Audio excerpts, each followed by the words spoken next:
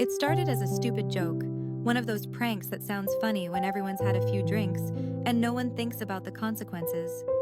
We were at the lake house that weekend, me, my husband Ryan, and our friends celebrating my birthday.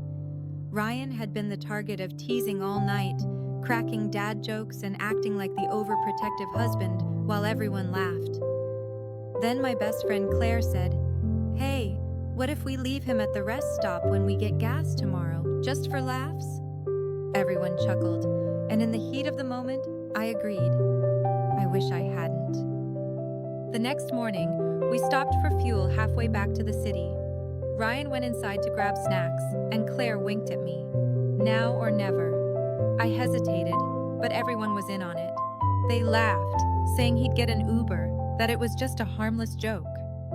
So I started the car, and we drove off, leaving my husband behind on the side of the highway, holding 2 bags of chips and a confused look on his face. I expected him to call right away, but an hour passed. Then my phone buzzed, but it wasn't him. It was my mom asking if we'd made it home safely. My chest tightened. Something didn't feel right. When we finally got home, I tried calling Ryan. No answer. I texted him, "Okay, joke's over. You can yell at me now." Still nothing. His phone went straight to voicemail. Panic crept up my throat. Claire told me to relax, that maybe he was ignoring me on purpose to make me sweat. But deep down, I knew Ryan wasn't the kind of man to play games. I called the gas station, the local police, even a tow company. No one had seen him. The laughter that filled the car earlier now felt cruel, echoing in my head like a taunt. By nightfall, I was pacing the living room, checking my phone every minute. I drove back to the rest stop with Claire, scanning every shadow by the roadside, calling his name into the dark. Nothing. His car keys, wallet, and everything else were still at home. My hands shook on the steering wheel as guilt clawed through my chest. The cold air bit my skin as I whispered into the emptiness, "Please just come home." But the highway stayed silent.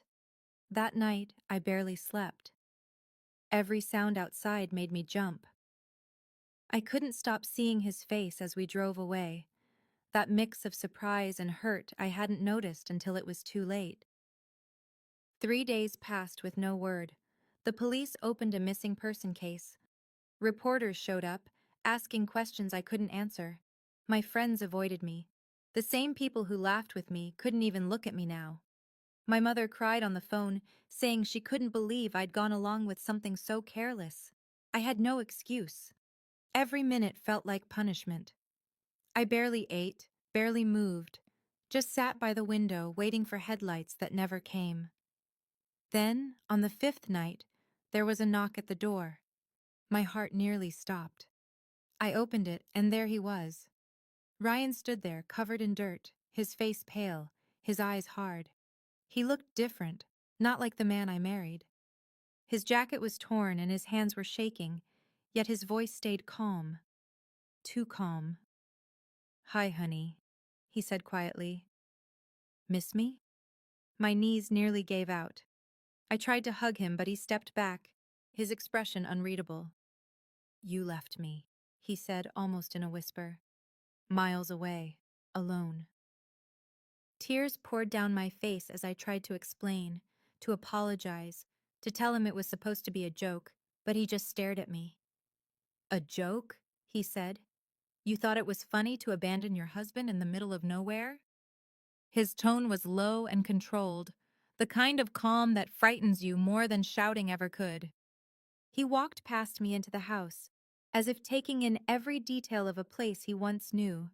Then he looked at Claire, who had come over as soon as she heard he was back. "You thought it was funny too, didn't you?" he said coldly. She stammered something about not meaning any harm, but Ryan only smiled, a tight, unsettling smile.